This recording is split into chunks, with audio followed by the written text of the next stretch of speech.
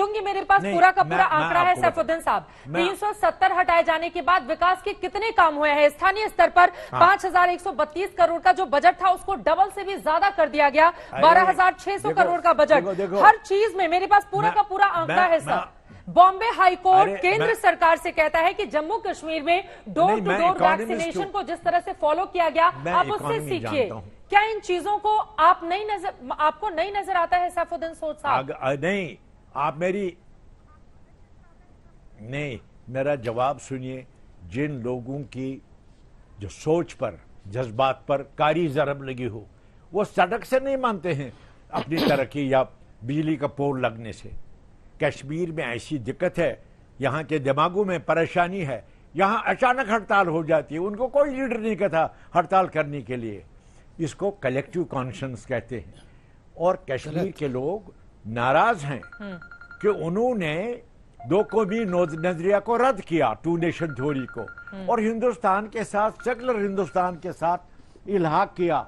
उसी सेकुलर हिंदुस्तान ने यहां धोखेबाजी की। क्या आपकी जो भी हुकूमत हो, मैंने कहा था कि कांग्रेस की हुकूमत बिल्कुल कोई गलती नहीं की उनने। सवाल ये है कि आपने जम्मू कश्मीर के लोगों को अपने साथ रखा। उन्होंने इस बलबूते पर किया कि हिंदुस्तान सेकुलर मुल्क है और सेकुलर हिंदुस्तान से किया, और दिल्ली एग्रीमेंट है, और दिल्ली एग्रीमेंट को यहाँ की कॉन्स्टिट्यूएंट असेंबली ने और पार्लियामेंट ने तस्लीम किया। आप ये कह रहे हैं कि कांग्रेस पार्टी ने भी शासन में रहते हुए बहुत सारी गलतियां की हैं। विद्वान को लाइए। दिल्ली में हमेशा 370 को कमजोर कुरेदते रहे, जिस तरह टनल निकाली जाती है। सोच साहब सुनिए जरा, 370 को खोखला करते रहे हैं। चलिए सुनिए अब मेरे जी। चलिए चित्रा जी, अब मैं बोल सकता हूँ? चित्रा जी, मुझे तो बड़ा आश्चर्य लगा कि एक बहुत वरिष्ठ नेता हमारे पैनल में बैठकर आज भी ये कह रहे हैं और वही बात सपोर्ट कर रहे हैं जो 2 साल पहले उन्होंने कही थी कि आज भी अगर उन्हें मौका मिले, क्योंकि वो भी कश्मीरी है, अगर उन्हें मौका मिले तो वो आजाद होना पसंद करेंगे। और ये वो व्यक्ति कह रहा है जो हिंदुस्तान में मंत्री भी रह चुका है, हिंदुस्तान के कई बार के सांसद रह चुके हैं, जिनके सुपुत्र भी हिंदुस्तान की राजनीति में एक एक्टिव रोल और कांग्रेस के एक बड़े नेता हैं। वो कह रहे हैं कि अगर उनको मौका मिले तो वो आजाद होना चाहेंगे।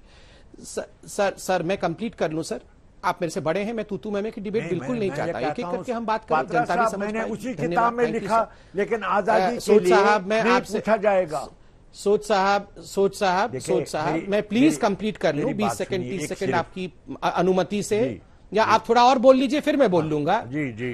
क्योंकि मैं नहीं चाहता हूं, आप उम्रदराज हैं, बड़े हैं, अनुभवी हैं, मैं आपके साथ लड़ूं, ये उचित नहीं है। मैं आस्ते आस्ते बात करता हूं, आराम से सुनूंगा, फिर आप बोल लीजिएगा।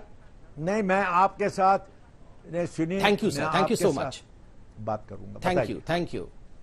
आप थोड़ा सुन लीजिए प्लीज, मैं रिक्वेस्ट करता हूं। बोलिए, सुन रहे हैं। देखिए चित्रा जी, मुझे दुख इस बात का हो रहा है, और मैं कोई सैफुद्दीन सोच साहब से इंडिविजुअली नहीं लड़ रहा हूं, मगर उस सोच से लड़ रहा हूं, उस सोच से लड़ रहा हूं जो सैफुद्दीन सोच साहब कोई अंडर प्रिविलेज्ड व्यक्ति नहीं है, देश का सांसद, पूर्व मंत्री कहता है कि अगर मुझे मौका मिले तो मैं हिंदुस्तान से आजाद होना पसंद करूंगा।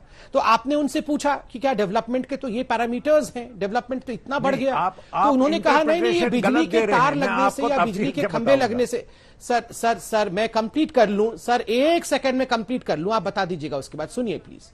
इन्होंने कहा कि बिजली के खंभे लगने से या रोड बन जाने से उससे हमें कोई कुछ सुकून नहीं मिलता है, हमारे दिमाग के अंदर नाराजगी है। मतलब किस चीज की नाराजगी है सर? किस चीज की नाराजगी है? कि आप एक मजहब के आधार पर आप एक क्षेत्र, एक राज्य को हिंदुस्तान से अलग कर देना चाहते हैं। आपको बिजली नहीं चाहिए, आपको सड़क नहीं चाहिए, आपको पीने का पानी, जो बेसिक ह्यूमन रिक्वायरमेंट होती है, आप उसके लिए नहीं लड़ रहे हैं। आप किसके लिए लड़ रहे हैं फिर?